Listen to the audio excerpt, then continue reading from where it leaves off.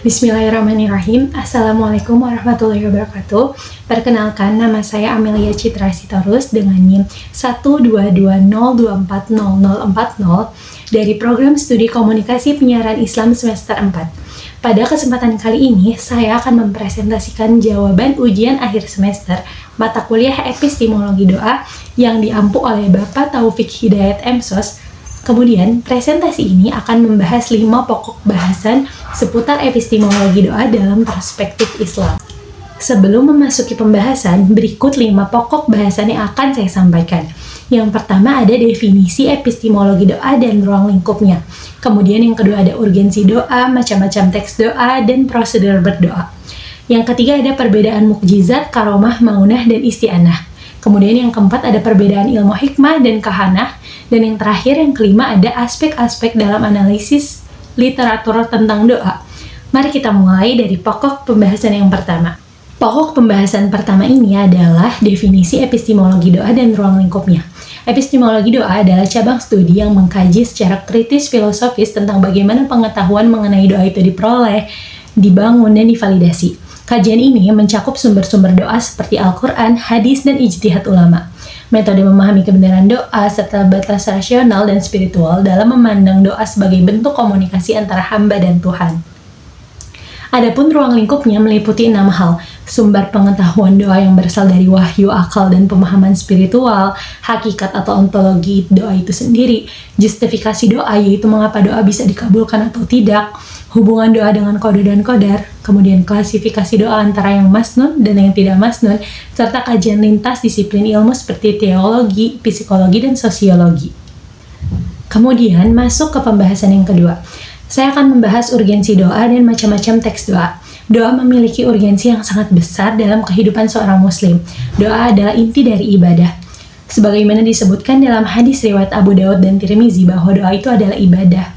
Doa juga merupakan wujud ketauhidan karena hanya menggantungkan diri kepada Allah Subhanahu wa Ta'ala, menjadi sarana ketenangan jiwa sekaligus bentuk pertolongan dalam menghadapi kesulitan.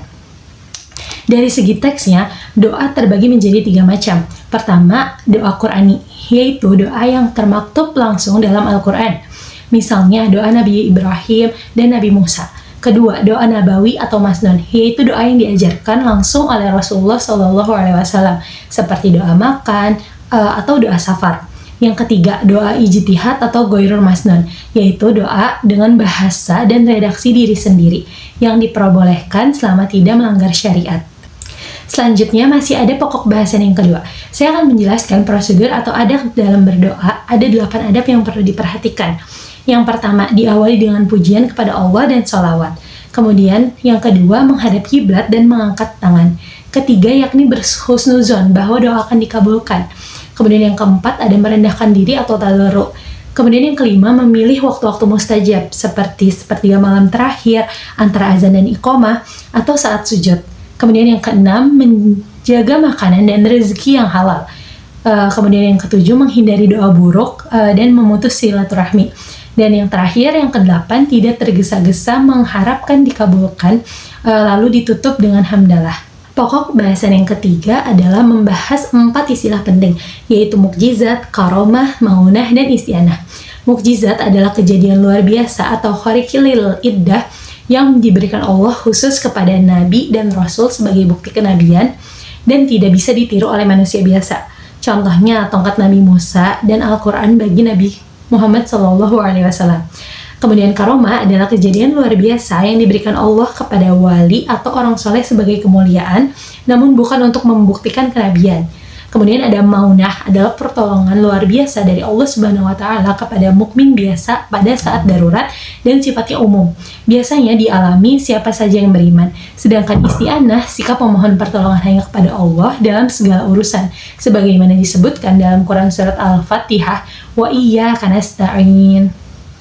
Kemudian pokok pembahasan yang keempat adalah perbedaan antara ilmu hikmah dan kahanah. Perbedaan keduanya dapat dilihat dari 4 aspek. Dari segi sumber, ilmu hikmah bersumber dari wahyu, akal sehat, dan amalan syar'i. Sedangkan kahanah mengklaim hubungan dengan jin atau kekuatan gaib. Dari segi legitimasi, ilmu hikmah sah menurut syariat. Sementara kahanah tidak sah karena bertentangan dengan akidah. Dari segi tujuan, ilmu hikmah bertujuan untuk kemaslahatan dan penyesuaian masalah, sedangkan kahanah bertujuan meramal dan mengakui atau mengetahui hal yang gaib. Dan dari segi status hukum, ilmu hikmah hukumnya mubah atau boleh, sementara kahanah hukumnya haram dan dilarang dalam Islam. Jadi perbedaan mendasarnya terletak pada sumber dan legitimasinya. Ilmu hikmah bersandar pada wahyu dan syariat, sedangkan kahanah mengklaim pengetahuan gaib yang sejatinya hanya milik Allah Subhanahu wa Ta'ala. Pokok pembahasan yang kelima adalah aspek-aspek dalam analisis literatur tentang doa. Setidaknya ada 6 aspek yang dapat digunakan. Yang pertama adalah aspek teologis, yaitu dilihat dari relasi hamba dengan Tuhan, tauhid dan qada-qadar. Kedua, aspek praktis, yaitu doa dilihat dari tata cara, adab, dan waktu pelaksanaannya. Yang ketiga, ada aspek psikologis, di mana doa dipandang sebagai mekanisme coping dan sumber keterangan batin. Kemudian yang keempat, ada aspek sosiologis, yaitu doa sebagai fenomena sosial seperti sholat berjamaah dan tradisi komunitas. Yang kelima, ada aspek historis, yaitu perkembangan bentuk doa dari zaman ke zaman dan lintas budaya. Dan yang terakhir ada yang keenam, studi empiris di mana doa diteliti secara ilmiah, misalnya efeknya terhadap kesehatan mental dan fisik. Sebagai penutup, dapat disimpulkan bahwa doa adalah fenomena multidimensi. Doa tidak hanya dipahami secara normatif teologis, tapi juga dapat dikaji lintas disiplin ilmu, mulai dari teologi, psikologi, sosiologi, sejarah, hingga studi empiris. Hal ini menunjukkan bahwa doa memiliki fungsi yang kaya, baik bagi kehidupan spiritual maupun kehidupan sosial. Demikian presentasi yang saya sampaikan, kurang lebihnya mohon dimaafkan. Terima kasih atas perhatiannya. Assalamualaikum warahmatullahi wabarakatuh.